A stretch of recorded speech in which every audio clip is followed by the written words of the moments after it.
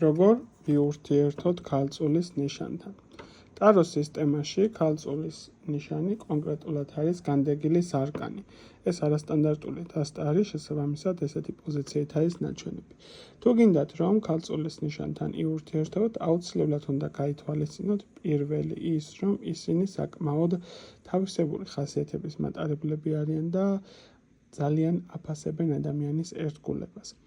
მათ უყვართ წესრიგი, მათ თითოეულ დეტალზე შეიძლება გაამახვილონ ყურადღება, რას ეუბნები, როგორ იქცევი, რას აკეთებ, ხო, მათთვის დეტალიზაციას აქვს ძალიან დიდი მნიშვნელობა. შესაბამისად, შენ თუ გინდა რომ მასთან ურთიერთობა გქონდეს, აუცილებელი არის, რომ იყო მოწესრიგებულ მდგომარეობაში, მაქსიმალურად დარწმუნებული იმაში, რასაც აკეთებ და როგორც აკეთებ, ხო? მას სჭირდება ადამიანი, რომელზეც იქნება დარწმუნებული, რომ შეუძლია რომ ნდობის ფაქტორი განახორციელოს.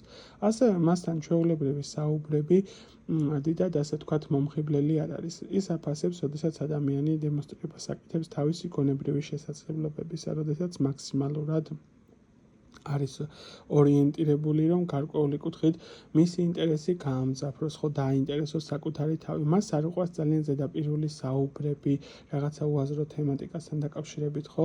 თუ გინდათ რომ მისი გული მოიგოთ, უნდა იყოთ მაქსიმალურად მოწესრიგებული, პასუხისმგებლიანი, არ უყვარს, როდესაც რაღაცა სიტუაციას პირდებიან, მაგრამ არასრულებენ, ან დროში უწყლავენ ამ ყველაფერს, მაქსიმალურად უნდა იყოთ ორიენტირებული იმაზე, რომ მისი ნდობა არ დაკარგოთ. თუ ეს არსებული ნიშანი თქვენდამი ნდობის ფაქტორით განეწყო და თქვენზე გადააყრდნობილი გახდა, ჩათვალეთ, რომ საკმაოდ კარგი მეგზური აირჩიეთ ცხოვრებისეულად.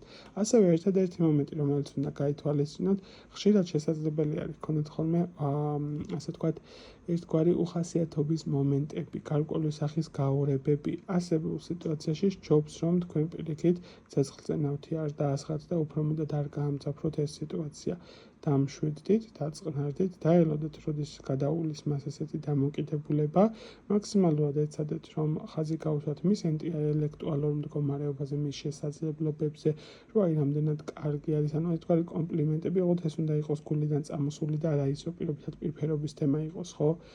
აი ამ მსგავს ტიპაჟის თემატიკებს, რაც განვიხილეთ, თუ კი გაითვალისწინეთ, ჩათვალეთ, რომ საკმაოდ კარგი ადამიანი გაყოლებათ გვერდით.